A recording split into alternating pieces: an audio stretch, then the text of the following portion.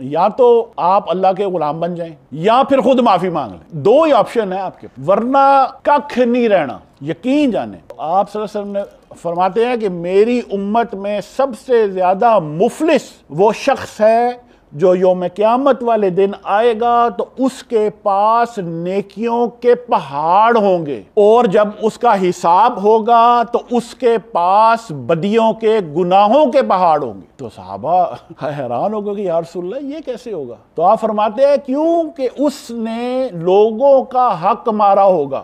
جب لوگوں کا حق مارا ہوگا تو یوم قیامت والے دن آپ کو بلا لیا جائے گا۔ تو انہوں نے کہا کہ بھائی جان ادھر آئیں، ماشاءاللہ آپ کی نمازیں، تلاوتیں، روزے، نفلی باتاں، میلاد، یارویاں، یعنی کہ ہم لسٹ گنتے جائیں اور you have done that, been there، کوئی محفل نہیں چھوڑی جناب۔ تو جس سے زیادتی ہوگی، اب وہاں پر پیسے تو ہے کوئی نہیں ہے، مطلب ایک بندے کے پیسے آپ نے کھا لیے، چاہے وہ 1 روپے ہے، 10 روپے ہے، 15 روپے ہے، that doesn't matter۔ اب وہ بھائی جان وہاں پر وہ چڑے ہو جائیں گے، انہوں نے کہا میں تو نہیں معاف کر رہا، ہر بندے کو نفسا نفسی ہوگی نا۔ تو اب آپ کی نیکیاں نکال کے اس کو دی جائیں گی، حتیٰ کہ وہ سیٹسفائی ہو جائے گا، وہ کہے گا چلو ٹھیک ہے آئی ایم ڈن۔ انہوں نے کہا اگلا بلاؤ، نیکسٹ، وہ بھی آ جائے گا، انہوں نے کہا جی میرے اتنے دینے، انہوں نے کہا اس کو بھی دو۔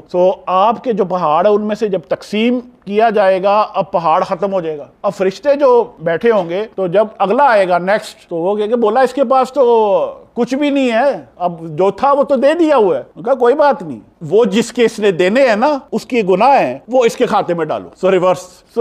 حقوق العباد میں معافی مانگ۔ اور ایک اصول سمجھ لیں، اگر کوئی شخص زبان سے کہہ دیتا ہے نا کہ اس نے آپ کو معاف کر دیا، چاہے وہ دل سے نہ کرے، تو شریعت کا تقاضا پورا ہو گیا۔ اس کے علاوہ کیسز آ جاتے ہیں جہاں پر کسی سے زیادتی ہوئی اور بندہ فوت ہو گیا، اب اس میں ایک صورتیں بنتی ہیں، یا تو آپ ان کے لیے استغفار کریں، اس بندے کے لیے آپ استغفار کریں اور دعا کریں اللہ سے کہ اللہ تعالیٰ آپ قبول کرے۔ آپ ان کے لیے صدقہ بھی کر سکتے ہیں، ان کے لوائقین کو آپ بلا کے تو اظہار کر سکتے ہیں اپنی غلطیوں کا، اور جو بھی اگر کوئی حق وغیرہ تلفی ہوئی ہے تو وہ آپ دے کر کوشش کریں کہ معاملہ کر سکتے ہیں، باقی اللہ سے کہ اللہ کر دے۔ اور آخری صورت جو بنتی ہے وہ اللہ کا غلام، لیکن یہ صورت وہ ہے جو جب انسان طریقت میں آتا ہے اور اللہ کی طرف سفر شروع کرتا ہے تو اللہ کہتا ہے نا وَمِنَ النَّاسِ مَن يَشْرِي نَفْسَهُ ابْتِغَاءَ مَرْضَاتِ اللَّهِ، کہ لوگوں میں کچھ بہت کم کچھ ایسے ہیں جو اپنا آپ بیچنے کے لیے پیش کرتے ہیں اللہ کی رضا کی خاطر۔ وَاللَّهُ رَعُوفٌ بِالْعِبَادِ، اور اللہ بڑا شفقت والا ہے، بڑا نرم ہے اپنے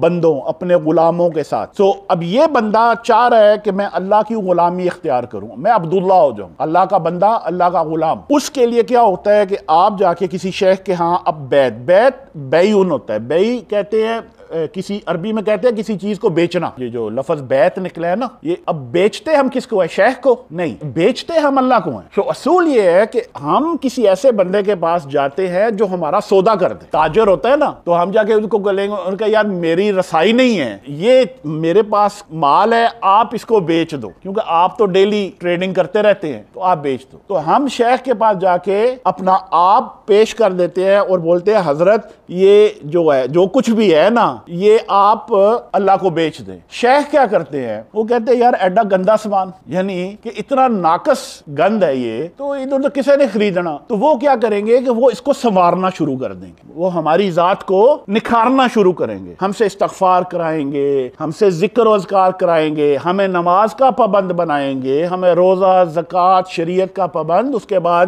نفلی عبادات، اور جب سمجھیں گے کہ اس بندے کی تطہیر اور اس کا تزکیہ ہو چکا ہے، اب یہ مال جو ہے اس قابل ہے کہ ہم اسے پیش کر سکیں، اور پھر وہ اللہ کی بارگاہ میں اسے پیش کریں گے۔ اور شیخ خود نہیں کرتے، یہ بھی ذہن میں رکھ لیں، اللہ کی بارگاہ میں فقط ایک ہستی ہے جو سامان بیچ سکتی ہے، وہ ہے رسول اللہ صلی اللہ علیہ وسلم۔ کوئی اور پیر اللہ کے ہاں سودا نہیں بیچ سکتا۔ جو شیخ ہوتے ہیں وہ رسول کریم صلی اللہ علیہ وسلم کی بارگاہ میں جا کے وہ سامان دیتے ہیں اور عرض کرتے ہیں کہ یا رسول اللہ یہ میرا بھی تھوڑا سا سامان ہے، اسے بھی آپ بیچ۔ جب نبی کریم صلی اللہ علیہ وسلم کی طرف سے سامان پیش کیا جاتا ہے تو اللہ یہ نہیں دیکھنا کہ کتنا کوجا سامان ہے، وہ یہ دیکھتا ہے کہ بیچ کون رہا ہے۔ جب اللہ کے حبیب सामान देते हैं तो अल्लाह उसको वैसे ही खरीद लेता है। उन्होंने कहा ठीक है, मनो मंजूर है। अब वो बंदा जो है वो अल्लाह का गुलाम है। अब अल्लाह क्या करता है, अब वो अल्लाह का महबूब है, तो अल्लाह सुब्हाना ताला, ये हदीस है कि सैयदना जिब्रील अलैहिस्सलाम को बुलाता है और कहता है जिब्रील मैं अब इस बंदे से मोहब्बत करता हूं, तू भी इससे मोहब्बत कर। ऑर्डर, इट्स एन ऑर्डर, अब तू भी इससे मोहब्बत कर। तो सैयदना जिब्रील अलैहिस्सलाम आप अर्ज करते हैं या अल्लाह मैं भी इससे मोहब्बत कर। और फिर आप जाके फलकयून में से हैं तो आप आसमानों में ऐलान फरमाते हैं कि फला फला बंदे से अल्लाह मोहब्बत करता है, तुम सब इससे मोहब्बत करो। अब सब फरिश्ते मोहब्बत करते हैं और फिर वो फरिश्ते जमीन पर भी जाके ऐलान करते हैं कि भाई अल्लाह इस बंदे से मोहब्बत करता है। और फिर अल्लाह लोगों के दिलों में भी उस बंदे की मोहब्बत डाल देता है। ये दाता साहब से क्यों मोहब्बत करते हैं? आप मिले हुए तो मोहब्बत क्यों करते हैं उनसे? बड़ी इमाम ठंड पै जाती है, क्यों भाई मिले हुए हैं। ये अल्लाह क्योंकि उनसे मोहब्बत करता है, ये उसका फैसला है, वो उसके बंदे हैं और वो अपनी मखलूक में भी उनकी मोहब्बत डाल देगा। अब दूसरा ऐलान जो किया जाता है वो अल्लाह फरमाता है कि अब ये मेरा है, ये मेरा गुलाम है। सो अगर किसी का भी इसके साथ लेन देन है तो वो मुझसे आके वसूल कर ले। भैया एक गुलाम के पास तो अपना कुछ भी नहीं होता ना, अब वो अपना क्या हिसाब देगा, तो उसका हिसाब था वहां फारग। अल्लाह कहते हैं ये दोनों जो है ना ये भी फारग। सबसे पहले इसको फारग किया जाता है जिक्र कल्ब के दर्जे पे। जब आपका दिल अल्लाह अल्लाह शुरू कर देता है तो ये पहली अलामत है कि आप बिक चुके हैं, अल्लाह ने खरीद लिया। उसको कहते हैं अतीक। अतीक कहते हैं किसी को आजाद करना। आजाद आपको कर दिया जाता है दुनिया से, अल्लाह बांटता नहीं है, ये भी मैं आपको बता देता हूं। अल्लाह कभी भी अपने साथ किसी को शरीक नहीं ठहरा। तो अगर उसके दिल में अल्लाह बस गया है तो अब शैतान वहां नहीं रह सकता।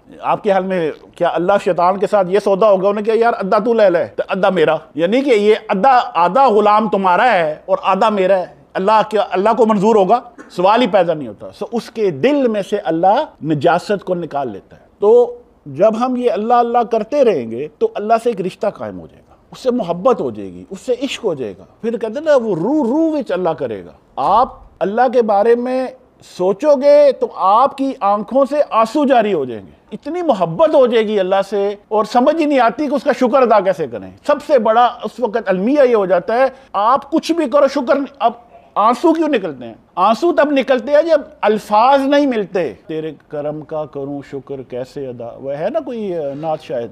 तो जब अल्फाज नहीं मिलते तो फिर इंसान की आंखों से आंसू जारी हो जाते हैं। तो जब हम अल्लाह अल्लाह करते रहेंगे, अपने औरात करते रहेंगे, तो आप वक्त के साथ देखेंगे कि ये नाम हमारे एक एक जर्रे में दाखिल होगा। पहले तो दिल में दाखिल होगा सबसे पहले, और आपको आवाज आएगी, वल्लाही आएगी। और उस जब दिल में आएगा और ये आवाज गूंजती है, ये ऐसे नहीं है कि ये कोई आहिस्ता आवाज होती है, या मुझे इस पर ना वो कहते हैं ना कि सुनना पड़ता है, मैंने ना गौर करके वो लगा के वो डॉक्टर वाला तो सुन रहा हूं कि नहीं, ये इसकी गूंज होती है, ये इसमें अल्लाह के जिक्र की गूंज होती है। आपके अंदर सीने के अंदर जो है वो अल्लाह अल्लाह होगी, और ये जो नूर है ये फिर हमारे जर्रे जर्रे में दाखिल हो जाएगा। हर एक जर्रा जो है वो अल्लाह अल्लाह करना शुरू कर दे, और वो मकाम होगा कि जब बंदा हर जर्रा अल्लाह का शुक्रगुजार है, हर जर्रा हमा वक्त उस रब के नीचे बंदा शुक्र के नीचे दब जाता है, झुक जाता है, आजिज हो जाता है। क्योंकि वो कहते हैं ना कि पुराने ज़माने में आपने सुना होगा वो जो